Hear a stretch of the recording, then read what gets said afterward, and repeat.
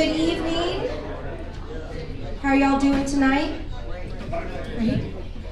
I am Laura Tracy. I am this year's chairman for our Salado Chamber of Commerce, and I just wanted to welcome you all here tonight for our Candidates Forum.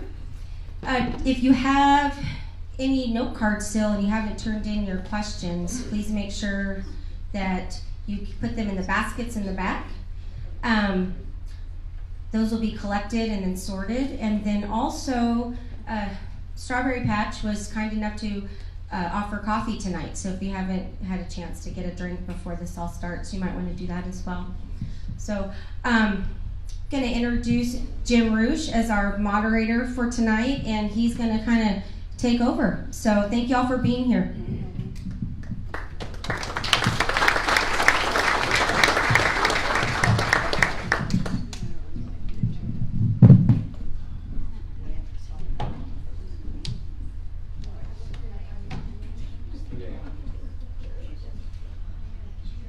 Well, I think the first thing we probably ought to do, since we're running out of time here, is we have to get the candidates for school board up here at the front table so that we can properly begin this. So if you could come up, please. Jim, we can't hear you. Candidates, please come forward. School board. I don't do sign language, I'm sorry. I'm working on that.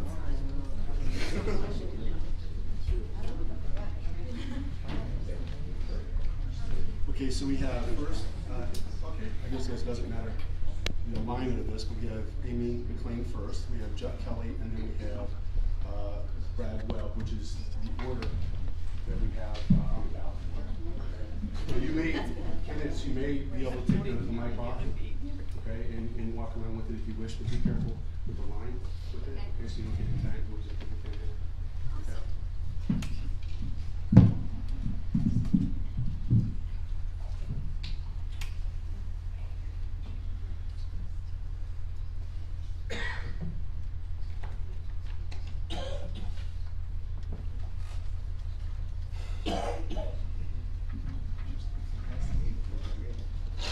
Welcome to the 2019 Candidate Forum hosted by the Salado Chamber of Commerce. My name is Jim Rouge and I will be your moderator for this evening. Please stand for the Pledge of Allegiance and to the state flag of Texas. I pledge allegiance to the flag of the United States of America and to the republic for which it stands, one nation under God, indivisible, with liberty and justice for all. And to Texas flag. Honor the Texas flag. I pledge allegiance to thee in Texas, one state under God, one indivisible. Please be seated. Before I introduce the candidates and explain the procedure for this evening, I would like to briefly recognize the service and sacrifice of those who have volunteered to serve our community.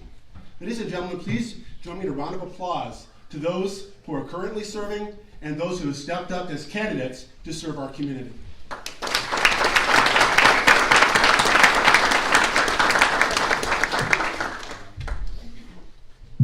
Now on to the procedure. Ladies and gentlemen, kindly give me your attention as I explain the process for this evening. Can everyone hear me okay in the back? Otherwise, I'll pull it out and do my best. I'll listen pressure. Okay, there are two groups of candidates for tonight. We have, starting off with the candidates for school board and the candidates for alderman. Each candidate will have 4 minutes for opening remarks. Questions will be taken from the audience, as we've been taken in the back room inside of our baskets for both alderman and for school board, and sorted by volunteers from the chamber. The questions will be fielded and sorted and then given to me to ask each one of the candidates. The only questions to be asked and answered will be from the fielded sorted cards. Each candidate will be given 2 minutes to answer each question. Candidates will rotate during the process. At the end of the question and answer period, in reverse order to the introductions. Each candidate will be given 2 minutes for closing remarks.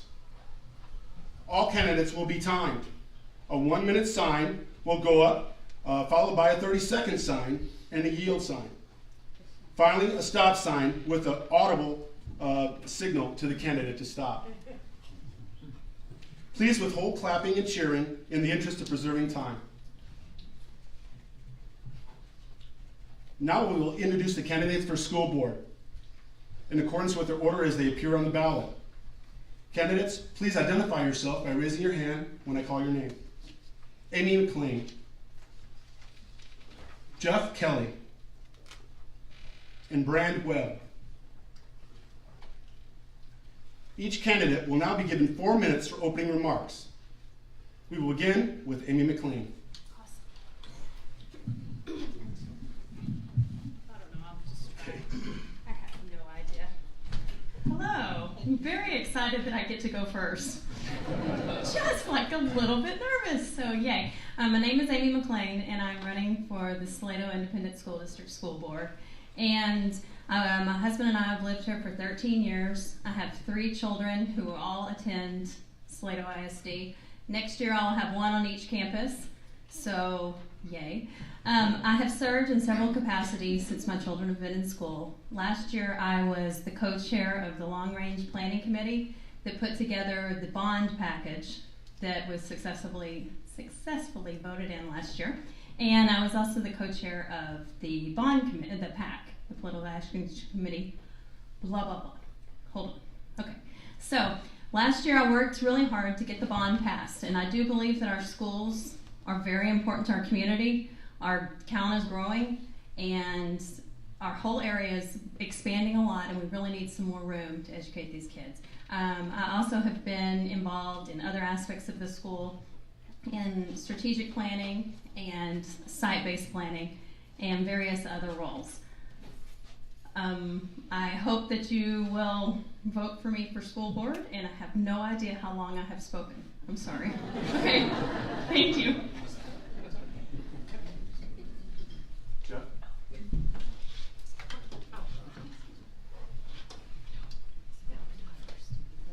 And I too am very glad that Amy went first.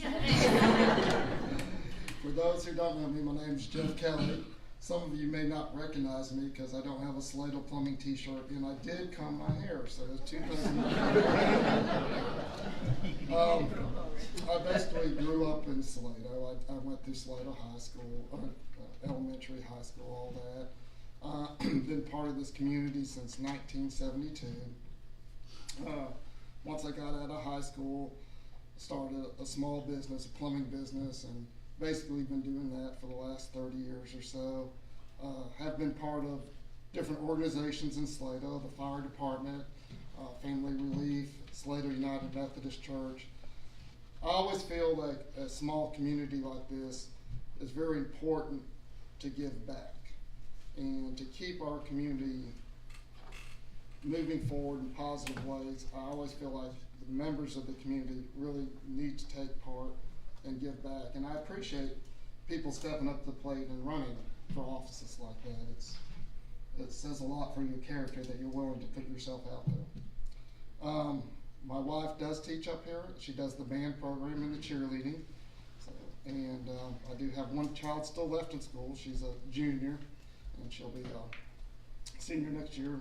My other 2 kids went to school Salado and out supposedly getting jobs, but we're hoping. And that's, I'd just like to, been serving for about 12 years on the school board, and I'd like to have an opportunity to go ahead and finish some of the projects that we have started. Thank you.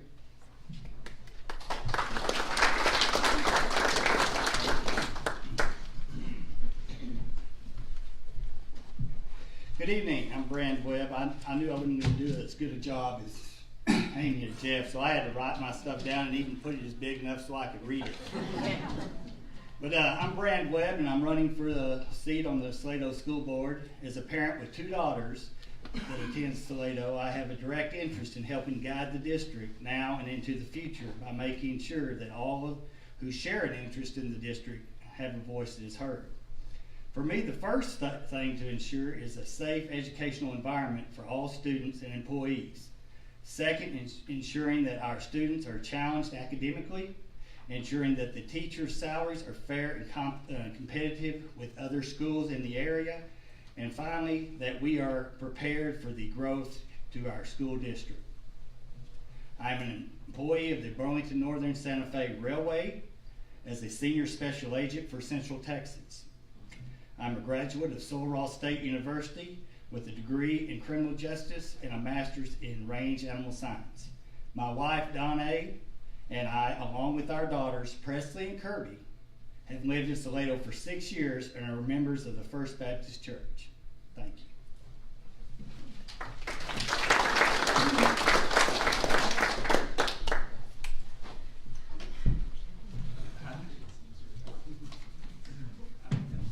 Okay, now we begin with the questions. The first question we have is, why do you think you would be an asset to our school board? And we'll begin with Amy.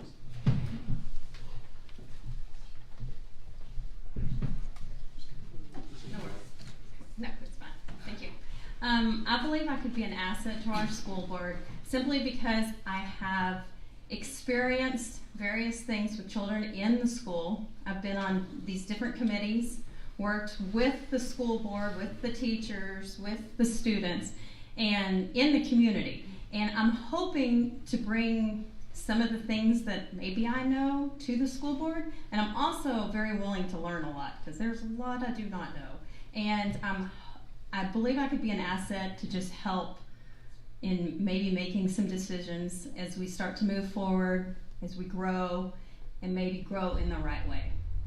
Thank you.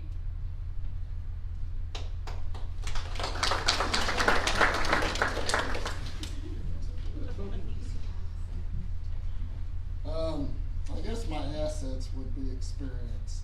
I have been on the school board for about 12 years. I did help when we did the building of the high school. I was around during that period of time. We're in another construction phase. My job through the years, I've dealt a lot with different phases of construction, so I feel like some of my knowledge in those areas is a major asset. Another asset is I feel like being in town for so long that I understand the history and I understand where we've been, but I can also see the growth coming. So I feel like I can kind of help bridge that gap. I feel like just being in town so long that I have the history and can bridge the gap. Okay.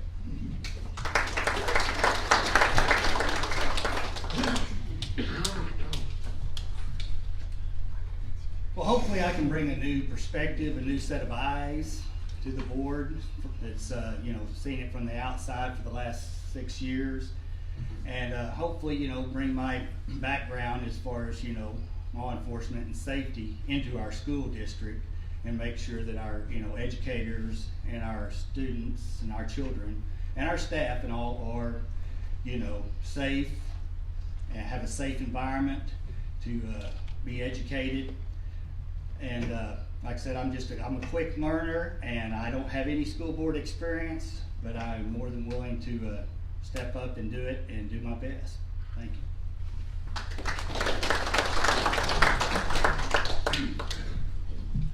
Okay, this next question is in reference to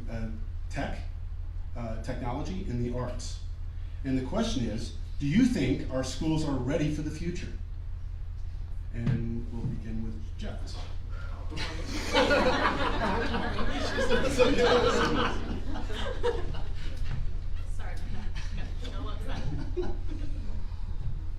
I feel that our schools are always preparing for the future. We are limited by budgets, finances. Finances limit what we can and cannot do. I do have a lot of faith in our administration. They are trying to prepare us for technology. We are working on it as hard as we can, but we can only do what we can afford. I do feel like we're above average, but we could always do better.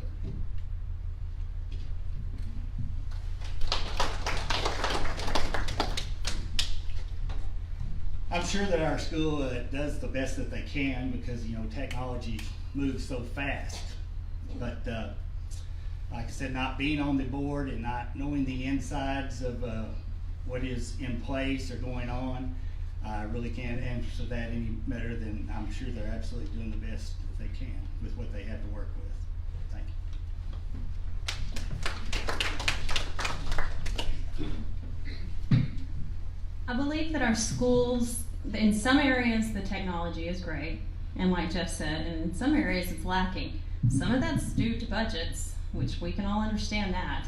I think, but then there's some aspects that are great. In Miss Bagley's class in high school, she has this awesome whiteboard system thing where from your phone it can cast onto the TV, so you can sit there. And I've been up there with her before, and where she has classes, and it's really cool. Do all our classrooms have that? No, but some of them do, and Miss Bagley does a great job of using them. There's always room for improvement, and like Brand said, technology moves so fast. We'll get it today, and it'll be gone tomorrow. So I think we're doing good. I think we probably need a little bit more money, but that's going to be for just about everything you hear tonight. So yes, I think the technology could be improved. Thank you.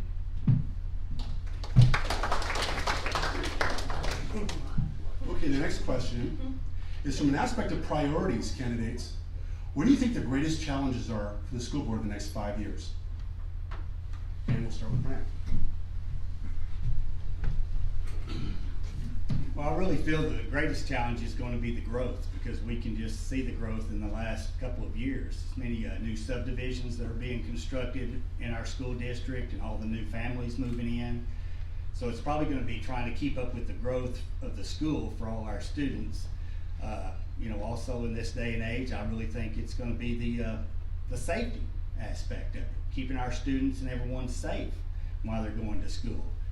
But like I said, the biggest problem I do feel is going to be the growth. Just from what we've just seen, everybody can see it when they drive up and down the highways, up and down all these roads where all these new constructions going on with all these houses that already have people moved in, and houses are being popped up left and right. So I think it is definitely the growth.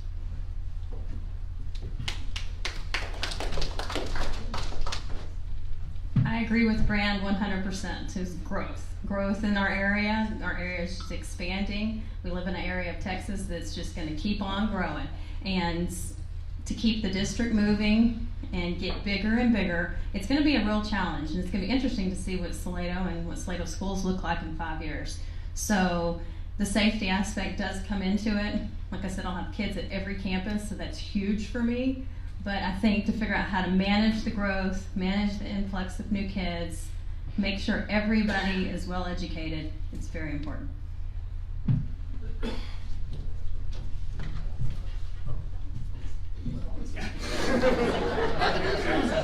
I'll make this fast. Ditto. Growth. I know. So we're in agreement with all the candidates on the growth. Okay, the next question is back to tech again, and I'm not sure I know this, and maybe someone in the audience does, but the question has to pertaining to coding, and I believe what they're talking about here is computer language coding. Is it being taught in some capacity in our current system, and how important is it to prepare our children for this type of technology in the future? And I think this is an opinion question. Is that to me now? Let's see. No, I do.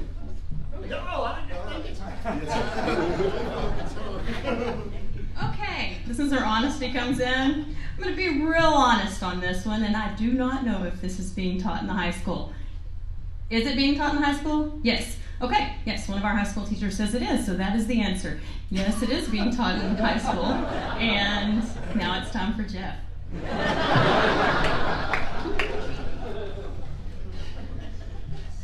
Thanks to Amy, I know the answer too, yes. Courtney's here. For those people that know me, I cried when I had to give up my bag phone. I hate technology. It scares me. But I do know that we have put a lot of things in place to try to get our students up to speed. And like what Amy said earlier, technology is constantly changing. And I have faith in our administration and our staff that they are trying to be able to see what's going to be needed 5 years down the road and to try to prepare our students for that.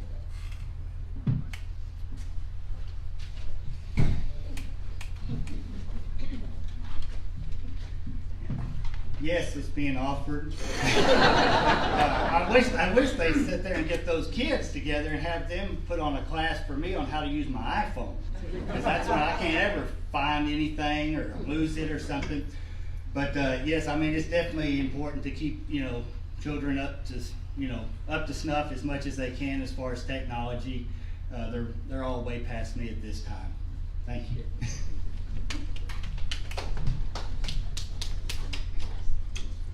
Next question we would ask is, how do you feel we're doing as a school board, as a school district, in preparing our children for the next level, college or in life? Who's next? Oh, yeah, that was easy.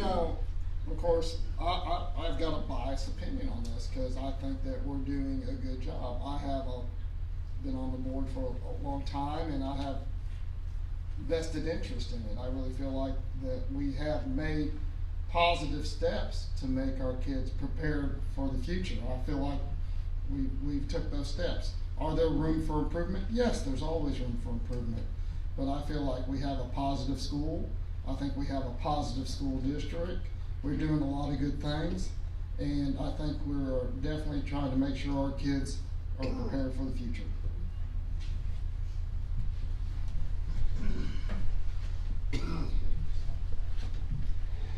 Well, from the outside, it looks like they do. I mean, I see that as far as how the elementary, the little kid teachers, how they nurture their students and take care of them and treat them like they're their own. Most of the junior high or high school students that I've ever run into are mannerly, yes ma'am, no ma'am, yes sir. And academically, how Salado is always winning things UIL left and right. I mean, I think they're getting a very well-rounded education. Like Jeff said, there's always room for improvement, and no matter what you're doing. Thank you.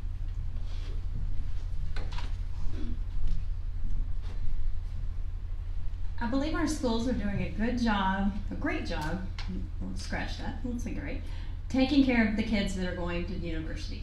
I think the 2-year kids, the 4-year kids that are in the academic levels that may be a little higher are really being reached. I think our lower to when it's a kid that is needs more of a vocational program, more of a route that's not necessarily a child that may not necessarily be going to college.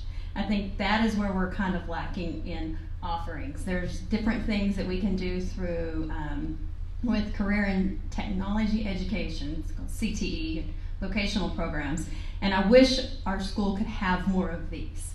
An electrical class, a welding, building construction management, something where they can come out of school, take those resources, and go straight to work. I wish that we had some more of those kind of programs offered, but I do believe our university level is doing great. And last year's valedictorians at Harvard right now, so that's pretty impressive. And Duke the year before that. But the vocational area is the area that I would like to see the most improved.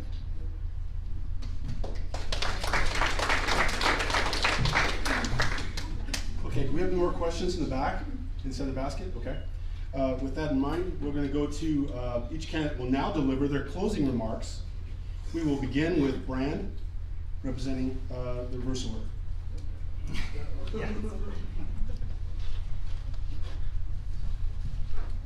I just want to thank you for coming out tonight and participating in this forum, and I would like to ask for your vote come May 4th. Thank you.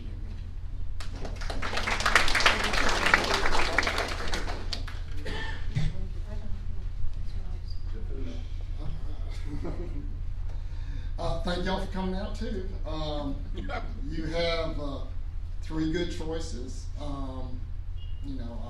We appreciate your support.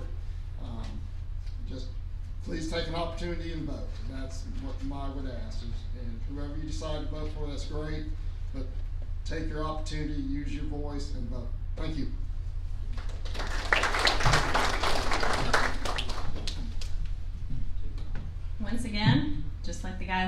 thank you for coming out. Make sure you go vote. I think early voting starts next Monday, the 22nd. So there'll probably not be a line that day, so that's a great day to go do it. Yay! Okay, and good luck to you too. This is definitely one of those areas, if they say try something that you've never done before that scares you every day, this scenario would be one of those. So thank you for coming and at least calming me down by the time of this, and good luck to you guys, and please go vote. Thank you.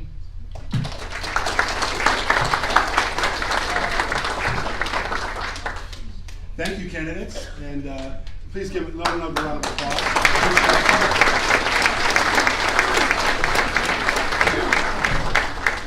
We will now take a 5-minute intermission so that we can transition from the school board candidates to the aldermen. And aldermen, please find a seat up here in the front, and I will help guide you in the position you need to be in. There's coffee in the back, bathroom break, 5 minutes, folks. Thanks. Okay, this is questions good for you. Just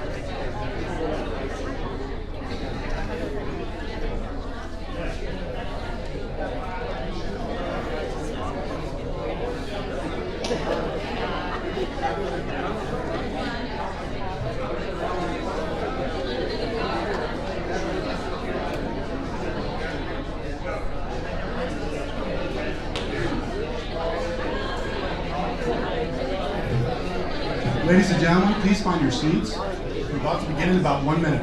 I know it's a long 5, but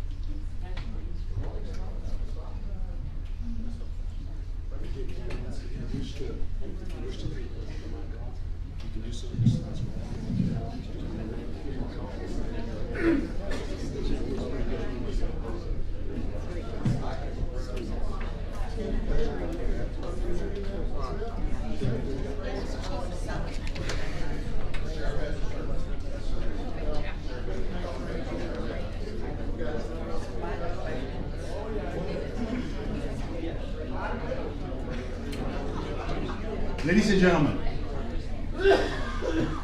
let us move on to cover the candidates for alderman. I will introduce the candidates for alderman in order, in accordance with the way they appear on the ballot. Please identify yourself, candidates, as I call your name by raising your hand. Rodney Bell, John Cole, Amber Danker, and Linda Reynolds. Each candidate will now be given 4 minutes for opening remarks. We will begin with Rodney Bell.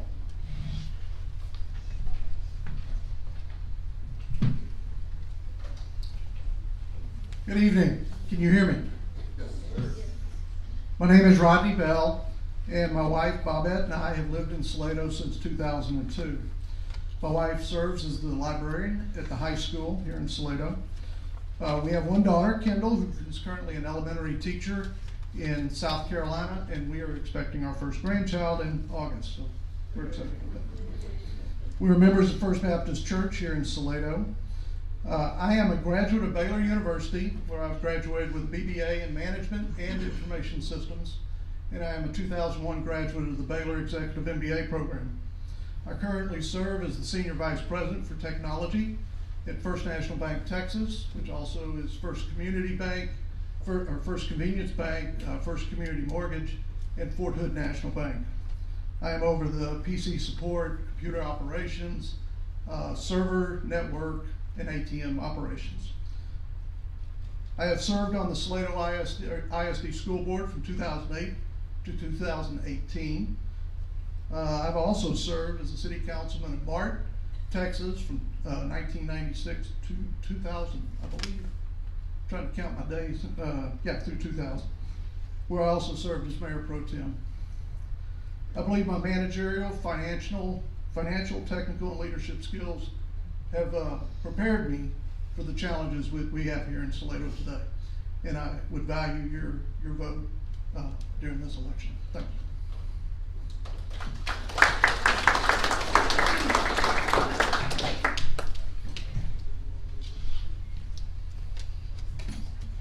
Good afternoon. My name is John Cole. When I first started my mini campaign to go after aldermen, I was kind of told by a lot of people that nobody really knows me and I'm really not going to get elected very well. So anyway, based on that platform of hope that nobody knows me, I launched my campaign. And so a little bit about myself. My name is John Cole. I grew up in a pig farm in Vicksburg, Michigan. And when I preached my senior year in high school in 1971, Uncle Sam said, come on, it's time to join the Army. So I had a choice between pig farm and Army. I took the pig farm, or excuse me, I took the Army. Much better off. Served 10 years U.S. Army. Met my wife in 1979, and she still likes me after 40 years. We were married, one daughter, one grandson, both living down in the Houston area.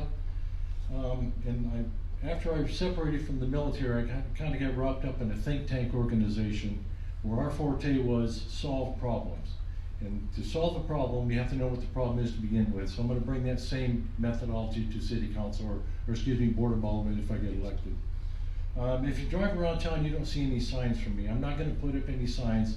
What I did is I walked every street in Salado, went to every house and put a flyer in their door. So in my mind, everybody got a sign in their yard. And as I talked to a lot of people while I was doing this, I learned a great many things. And after I put the few last flyers out the other day, I kind of thought to myself, well, this election isn't about me or anybody else, it's about you picking the right candidate to serve the city for the next potentially 6 years. So with that thought in mind, my name is Cole and I'm running for alderman. Thank you very much.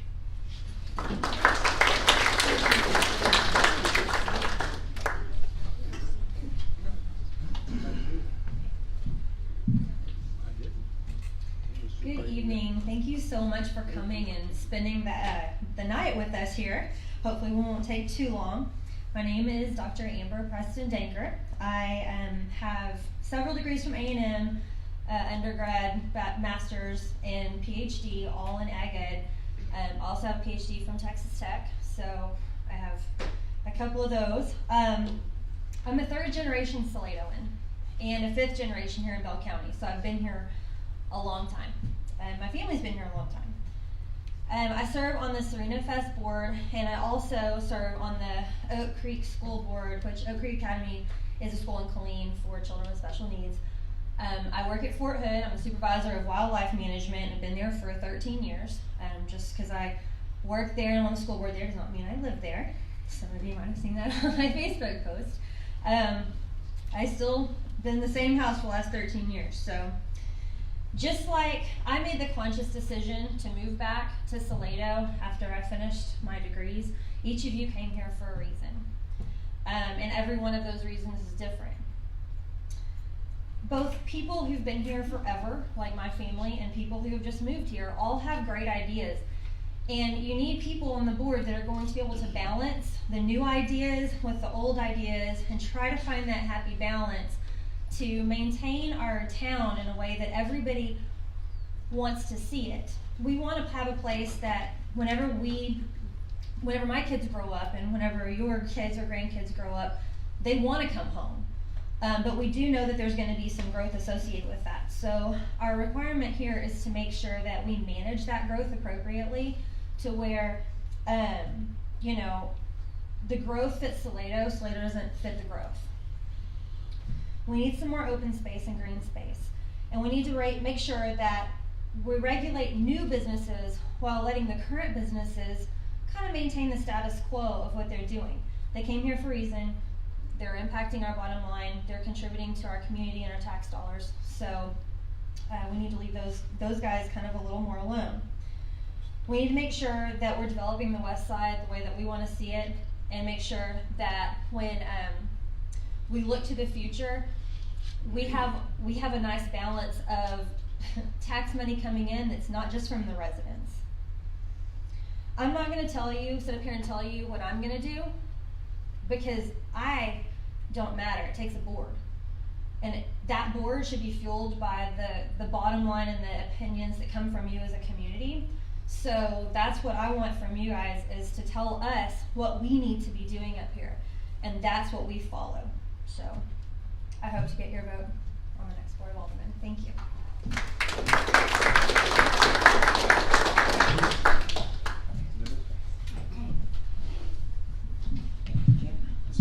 Thank you.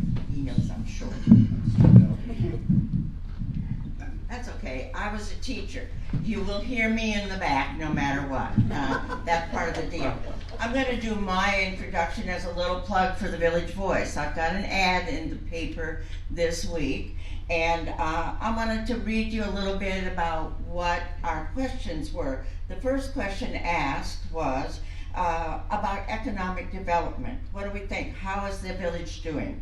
My answer begins, happy days are. Every month, our village manager says sales tax is up over last year. The economic health of the village is excellent. Can it be improved? Of course, there is always room for improvement. As one businessman said to me, I just need the village government to stay out of my way. The best action the BOA can take is to put money back into residents' pockets with a 10% tax rollback or cut. The village already receives in sales tax and franchise fees more dollars than property taxes. Put money back in local taxpayers' pocket so they can enjoy a night out at many of our wonderful dining options, or put money back in the taxpayers' pocket so they can shop for Mother's Day or Father's Day presents in our beautiful gift shops. Let's boost the Salado economy and stay out of the business community's way. A lot of people, especially older people, ask me, why am I running again? The younger people don't need to ask me. They know. I'm trying to make sure that their future is secure in this village, that they don't feel they need to move away because taxes keep going up and up. I'm willing to bet the majority of those people here, including myself, have our taxes frozen. We are happy to have the village spend more and more and build more and more roads and improvements and parks, but my taxes are frozen. I know it doesn't hurt me, but I've lost 3 little ones on one side of my house and 3 little ones across the street because the families saw the future of taxes going up and up. Our school taxes are going to go up this fall, and it's going to be a shock to a lot of young families. I propose, because we have been getting over 10% increase in sales tax every month for, I don't know, several years now. We're really going well. Let's do what originally was going to be the case in the village, is let the sales tax keep us afloat, and let's give residents a little cut. Thank you.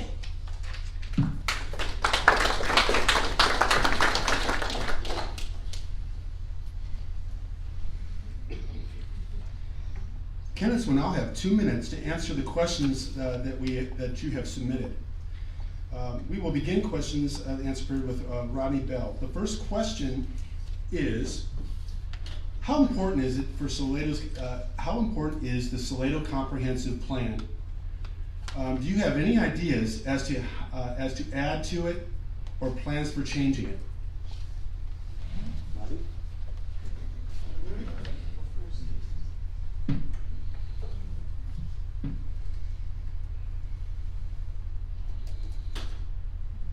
I would say that I have not gone through the entire comprehensive plan. I'm not sure anybody in this room's gone through that entire comprehensive plan. But I would tell you this, that I am all about, one, Linda kind of mentioned it a little bit, was, supporting those businesses that have been here for a long term. The developers and those that are coming in from the outside and wanting to make changes into our community and asking for variances and waivers and stuff like that, and tax abatements, I do not support. I want to keep our comprehensive plan be our comprehensive plan.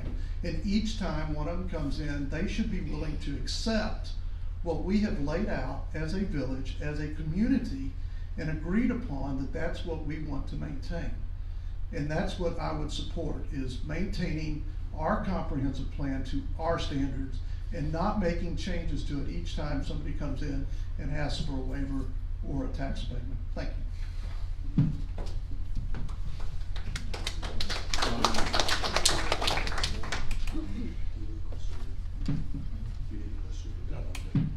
I did have the opportunity to look at the comprehensive plan a little bit. It just got an overhaul basically in the past couple of weeks or so.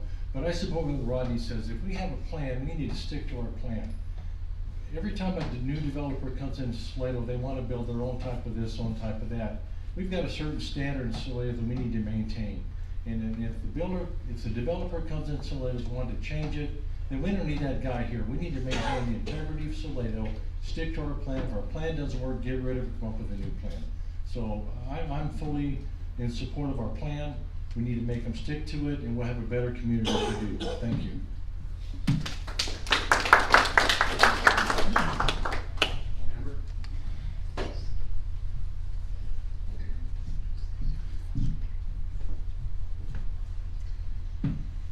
So the last time I was on the board, I had read that comprehensive plan. Since then, I know it's changed and it kind of divided our community over it. Made a lot of people mad over the changes that were made, and there were, my idea is kind of the same as these guys. Leave well enough alone. If people want to come here, they want to come here. They make a conscious decision to come here. They move here, bring their business here, whatever that may be.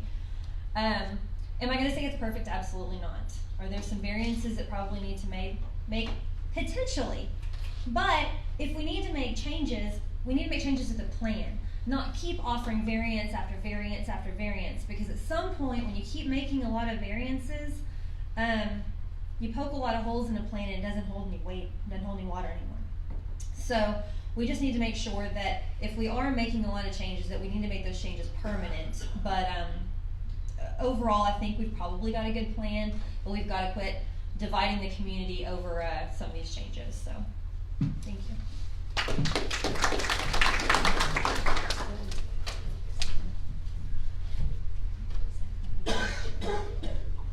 I got it.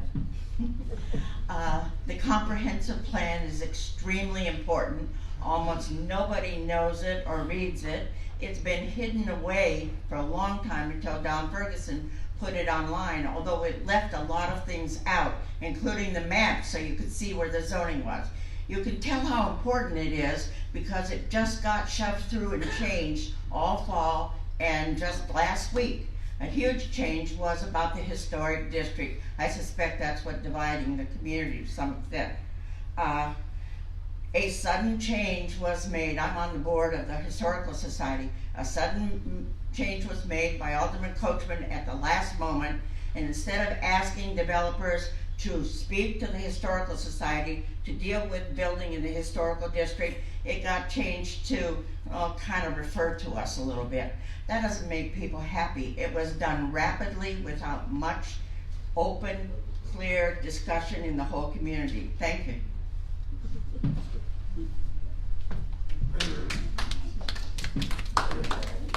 The next question is, there have been many rumors, fights, and setbacks on the sewer. Now that it is complete, what are your plans to move forward, maximize its potential, and retire the debt associated with the sewer? And John, you're up next. That's a real easy question, thank you. The bottom line is the sewer system got voted in, we have to make it work. I think the only way we can make it work is through expansion. Growth is inevitable in Salado. Like Amber said, people want to come here. So the way we're going to retire the debt is we grow the city properly, we get in the kind of communities we want, we set the rates that are usable and doable by all the people that are tied to the sewer system, and as our community grows, the system has to grow, and then we'll eventually retire the debt. As like I said earlier, it's here, we got to make it work, it was voted in by the people, we got to respect that. Thank you very much.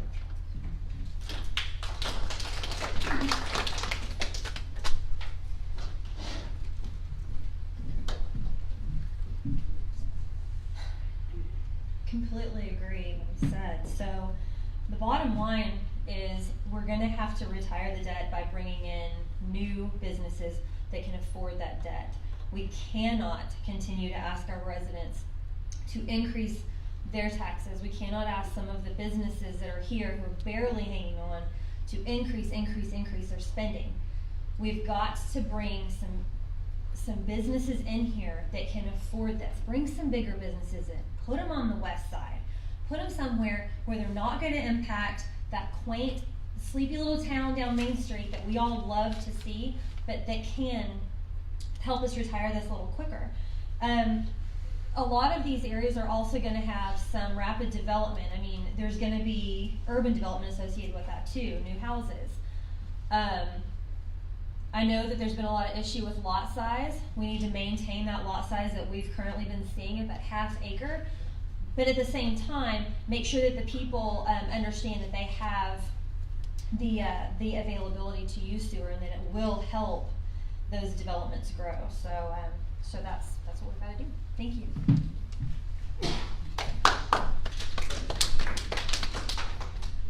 Am I always at the last? I get everybody's ideas then.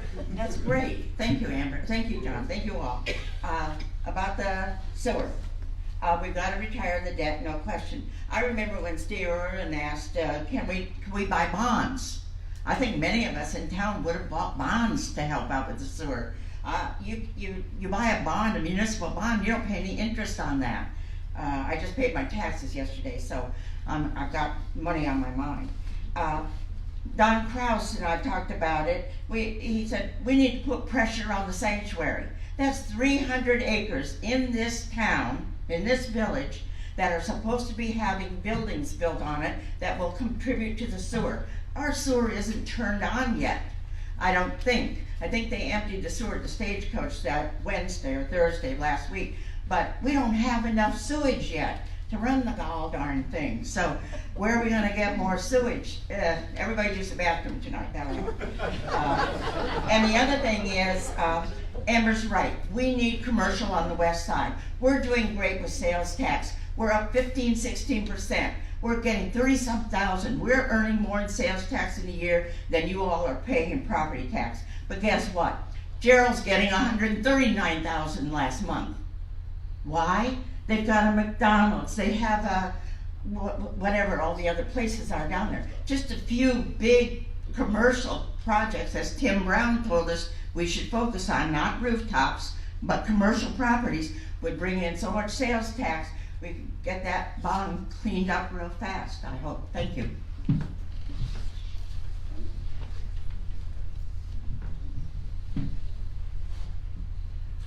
I agree we need to retire the debt, but I think we need a different structure. The bottom line is we need to restructure the debt. I will focus my efforts on working with our financial advisor with the city and asking them to come in and restructure it into a revenue bond. Currently, our interest and sinking rate is 41.85 cents. Most of that is related to the sewer bond.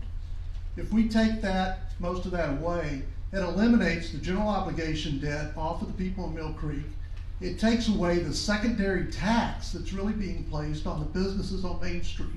They can take the money that would be eliminated from that interest and sinking and put it towards the amount of money they're going to be using for their wastewater treatment bills that they're going to be getting. Therefore, we all win in that situation. We restructure the debt, put it to revenue bond, and remove the general obligation bond, and it eliminates us having to do a rollback election that Linda has mentioned earlier. Therefore, we all gain a tax break out of that. Thank you.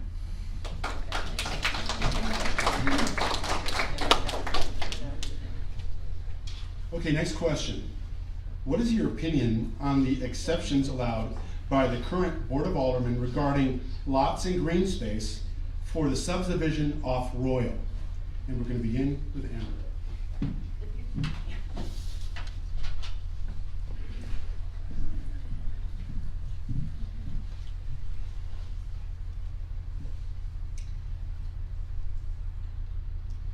I hope this question came up. I hope to have a little bit more time to think about it.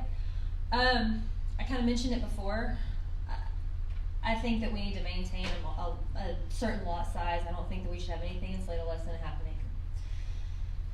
I know that coming from a younger generation, who people my age and younger have a really hard time affording homes in Salado, that's probably an odd answer.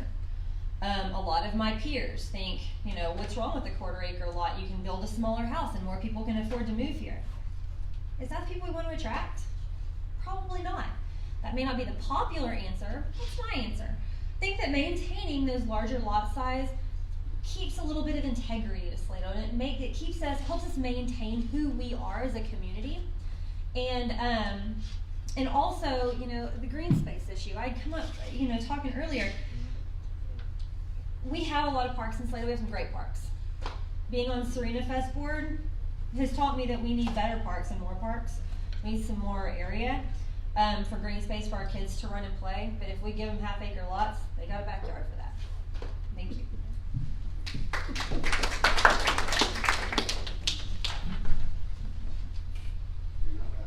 I think I remember it. Although I'm running down now here as the time goes on. I'd rather keep the ordinance at a half-acre lot and let developers come to the Board of Aldermen and discuss their plan.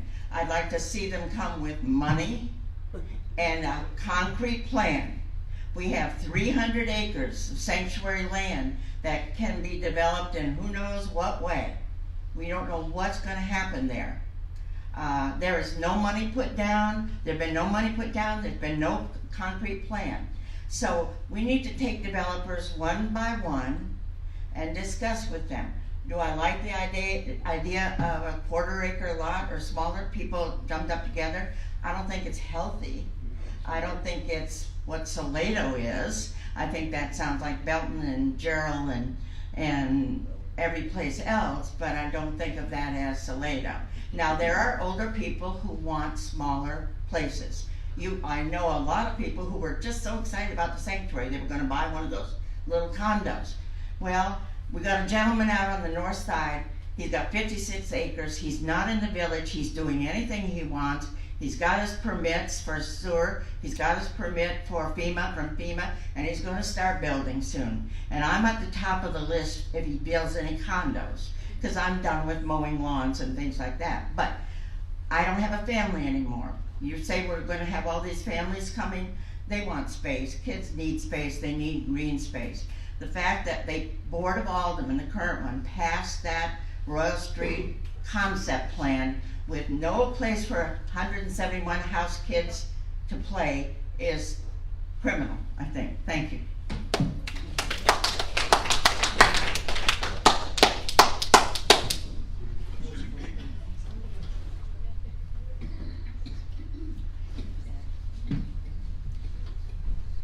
I was at the Board of Aldermen the night that passed, and I did not support it.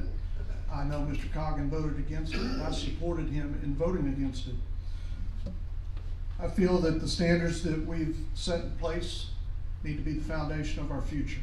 I think that's, we've discussed that at length here. I think all of us up here have stated the same thing, that we need to hold steadfast to the comprehensive plan, and we need to keep our developers in check and not blindly go out and just make changes as they come in and ask for waivers and tax abatements. Thank you. May I make I'm living here for over 30 years. I forgot to, I don't know about the leaflet. If I can make something. There was a strict and well-organized alderman group. Sir, please. Yes, but when I will talk about this one, this gradually happened that no friend of mine would buy a property in Salado because listen, who are you? I'm the moderator. Moderator, so please sit, moderate yourself on board. Let me talk. I want this one. Why is no restrictions followed? And that's important more than anything else. Sir. The neighbor built something. You need to sit down. Okay, you're disrupting. You disrupt because you don't do you should. Thank you. Do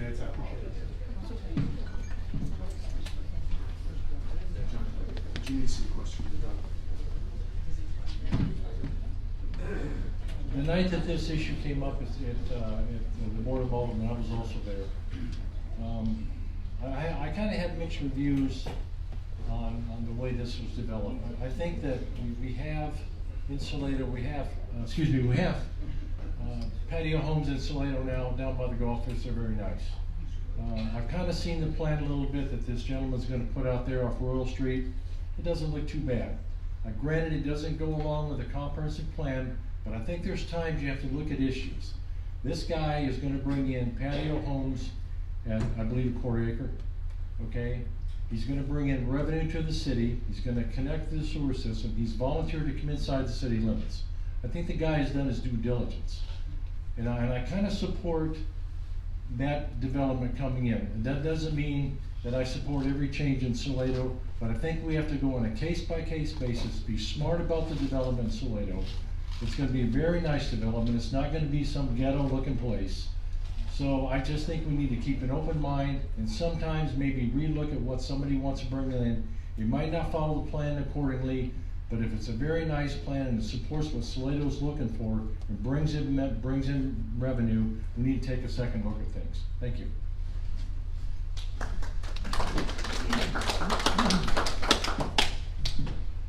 Next question. Candidates, what do you know about the state's plans to cap revenue at 2.5% for cities, and how will it affect the village? This is something that's very new.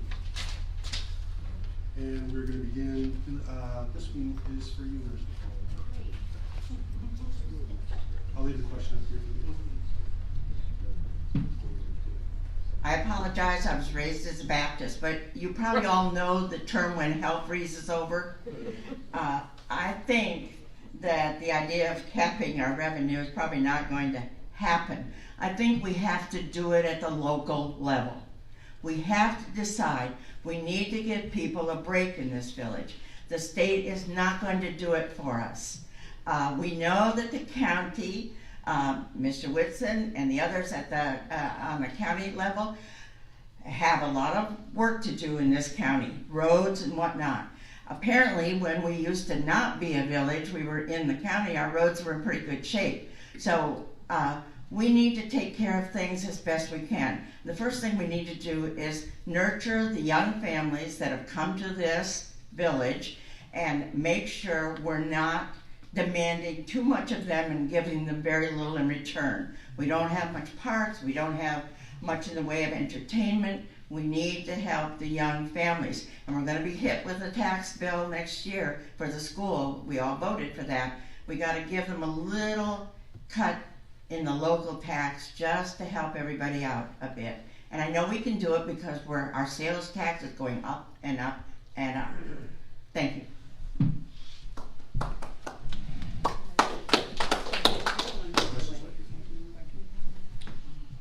I'm gonna actually wing this because I don't know too much about what was being debated. I believe that bill is being debated today. I do not know if the bill being debated dealt with a cap of 2.5 on the revenue, or if it dealt with a 2.5 cap on increases in tax properties. And so if it's an increase in tax property, all it's gonna do is help the taxpayers throughout our village, throughout our county, and throughout our state not see their tax bills increase like we did this past week. I got my tax bill, as most of you did, and was floored for a few minutes and then went, okay, I'm just going to go through the protest. But I don't see if it's on property evaluation, it's just gonna, it'll stagnate how much the village would bring in year to year. But if you think of 2.5 over 5 years, you're increasing, or over 4 years, you're increasing it by 10%. So you see a 10% increase over that period of time. So I think it's going to be something that has to get through the House first, and then get through the Senate, and then get passed. But today, I don't think that's actually law. So.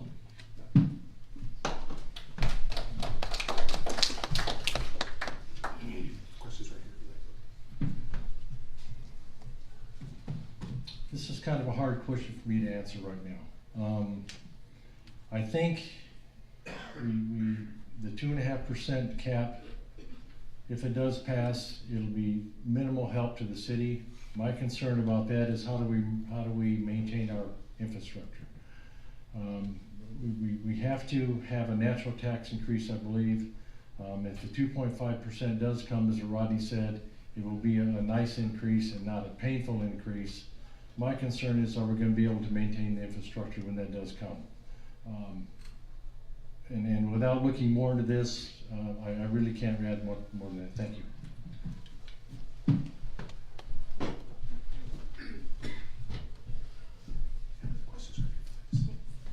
Well, I can look at the question all day long. I still don't know the answer. So I'm not going to stand up here and tell y'all I know everything, because I sure as heck don't. I didn't know anything about it, so at least they know more than I did. But, you know, the bottom line is, I guess, the same way that what they're saying, and, you know, adding to that, we don't have to have all the answers, because we have a lot of professionals and a lot of people that are backing the village, and they do have the answers. And all we need to do is just kind of, if we do get hit with some sort of cap, we have to restructure from within. I mean, that's how I run a pretty tight ship at my work, with my budget, is they're not going to give me any more money next year.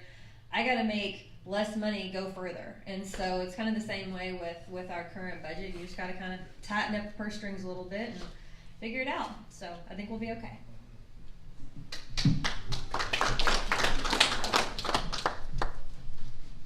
Okay, so the next question refers to contracts, your knowledge on administering contracts. What experience do you have reviewing and monitoring contracts? And I believe, Linda, you're... Oh, can I go first just the other time? I got a contract every year for 35 years teaching school. I know about contracts. I think that the discussion is more about reviewing contracts. We have a village manager who's incredibly bright, earns over $110,000 a year. We have a secretary for the village manager, owns over $60,000. We have Chrissy, the planner person, who earns, altogether, including our new police chief, we got over $300,000 in experts, keeping us safe and taking care of things.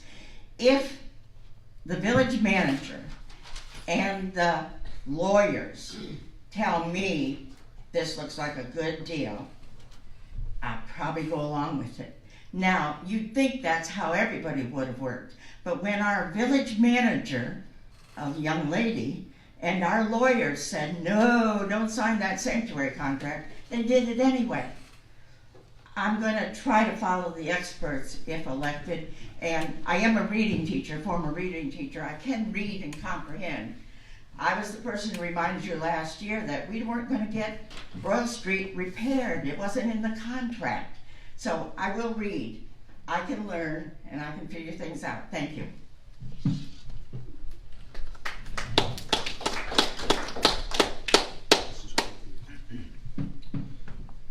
In my role in technology, I deal with contracts from IBM, Microsoft, and other various computer vendors on a weekly and monthly basis. So reading contracts and understanding them and figuring out what's a good deal and what isn't, that's what I do. I'm a negotiator. I negotiate contracts all the time with AT&T. So that's what I do. My AT&T contract is $4.2 million over a 3-year period, and it's got different levels of rebates associated with it based on the amount of money that we spend with them. So dealing with contracts isn't a problem in my area. Thank you.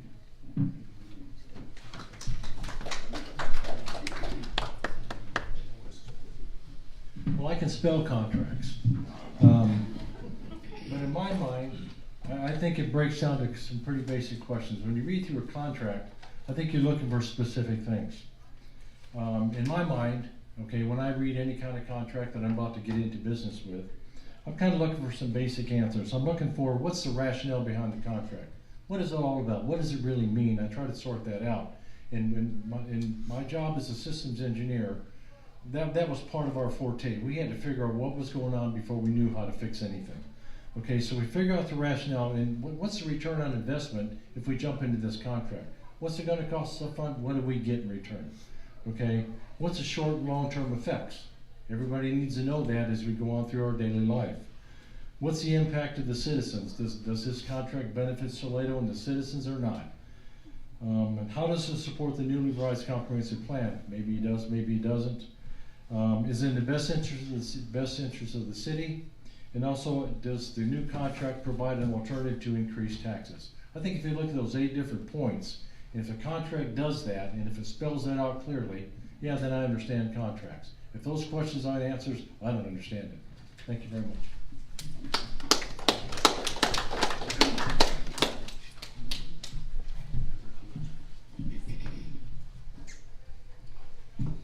Can I read a contract? Yes. I work with them all the time. That's how the government does pretty much all of our business is through contracts. Contracting officer for my installation. Can I understand them? Absolutely. Is that my job? Nope. It's not the job of any alderman. It's the job of the people that we pay to do that job. They're the ones that are telling us, is it legal? Is it correct? Is it following all of our rules? No alderman knows every ordinance. No person knows every ordinance. None of us know all the rules. We read them, but everyone, I mean, you know, we're human. We forget those things. We have staff to do that. Our job is to listen to the will of the people. You guys tell us, does this sound like a good idea? If it's a good idea, we're going to vote yes. If it's a terrible idea, we're going to vote no. That's our job, is to make sure that we're following the suggestions of the people. So understanding them and making sure that we get what's in them is important, but at the same time, it's not our job to make sure of like the legalities and all those things. So appreciate that. Thank you. Okay, next question, very simply, is how are you going to make Salado better for today and in the future? And I think we're right back at the top.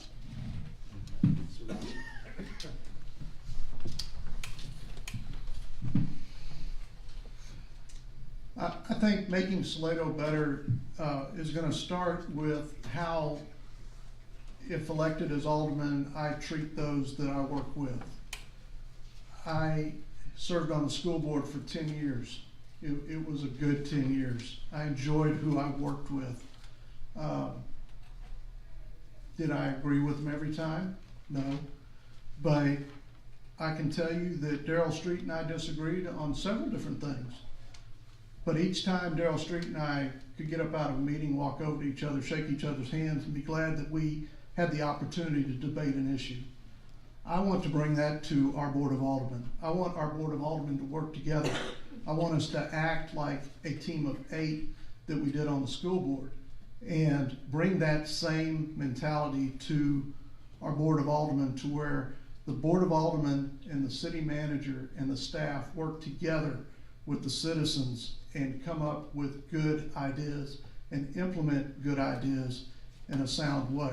And it can only be done when everybody is treating everybody in a collegial, respectful manner. Thank you.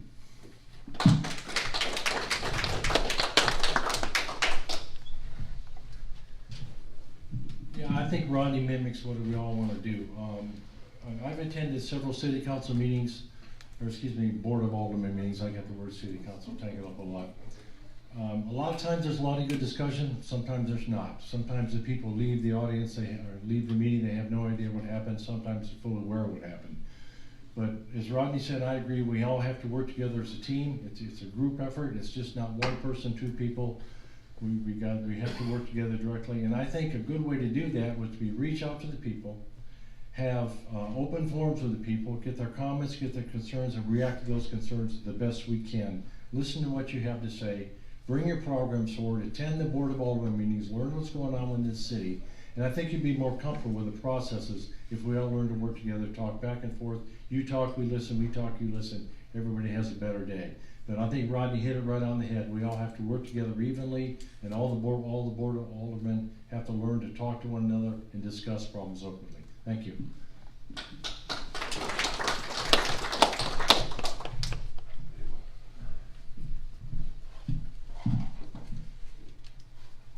I think Salado's already pretty great, but building a better Salado comes with building relationships. And just like they said, you know, we need to build relationships within our community.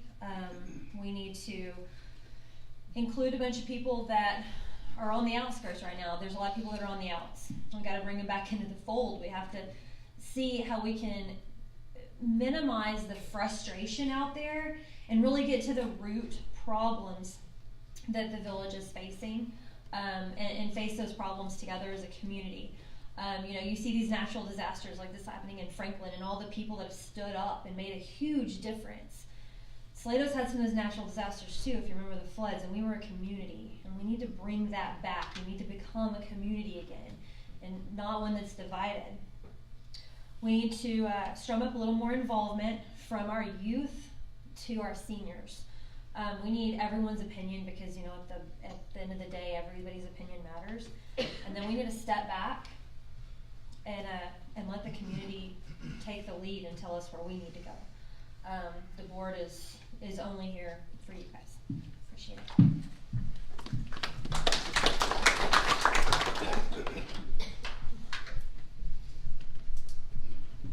I'm so glad I came tonight.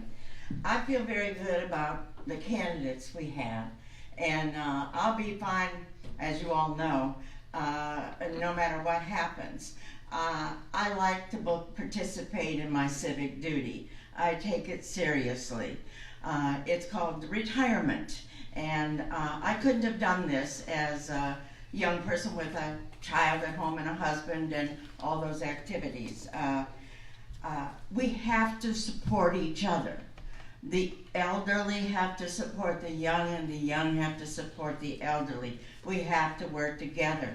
And we need to not just make arbitrary decisions based on somebody coming and throwing a tantrum and threatening to sue if you don't let me have my way. We have to make orderly, calm, reasonable decisions, and we have to reject those people who would come before the board and be bullies. We just don't need them. We need to work together. Thank you.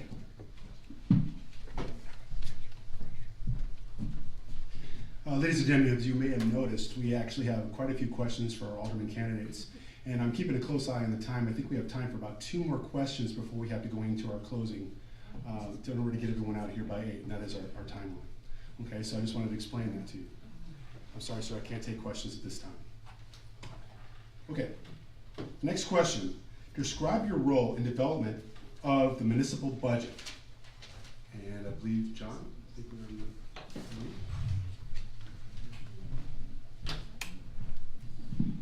I think the role of an alderman in a municipal budget would be to, first off, canvass what the people really need, where the city needs to go, and put those things in perspective. Put everything in order, identify your priorities, set those first, identify what we need, our infrastructure problems, our development problems, our expansion problems, the problems that the local businesses are facing downtown, put all those into proper category, and then apply those to the city budget in order of importance. A lot of times it seems to me that we get the cart before or the horse before the cart. I think if we keep a level head, set the priorities, and apply those priorities to the people who are actually developing the budget, we'll be far ahead and make sure we have enough revenue to cover everything that we plan to do within our budget. And I think that some of the priorities in our budget need to be our police force and our fire department. I think those are number 1 and number 2 priorities. Make sure they're fully staffed with the latest technology to direct anything that may come down the road. Secondly, probably would be our infrastructure. So I think if we put those 2 in priority, those 3 up front, and then everything should fall into place as far as development and expansion, I think we can build a pretty decent budget. Thank you.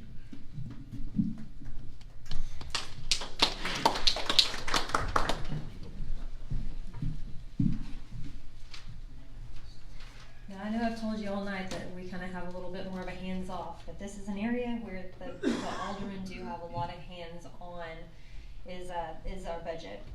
So the first area is we canvass social media, we canvass community sensing sessions. We figure out what's important. Where are your complaints coming from? Because they change. Every year's a little different. Do you have a pothole on your street that's bothering you? Were you concerned about public safety because you heard something happen down here and we didn't have enough officers to respond? Where are your complaints coming from? Because those are the things that need to go into the next year's budget. It's all about negotiation though, because everybody's got an agenda in that budget. And there's only so much money to go around, and we have to be fiscally responsible. So that's where your aldermen really have to get along and understand that all of us are not gonna get our way. So we have to have a couple of priorities that we put up at the top and then negotiate from there. Thanks.